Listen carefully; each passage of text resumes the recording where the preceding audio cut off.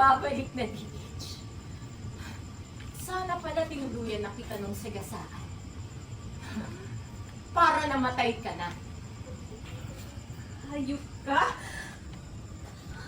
Hindi mo lang gusto kunin ang anak ko?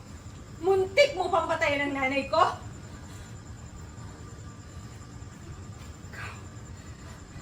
Ikaw yun!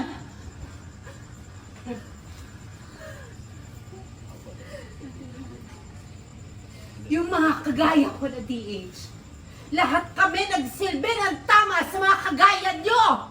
Mga wala kayong utang na loob!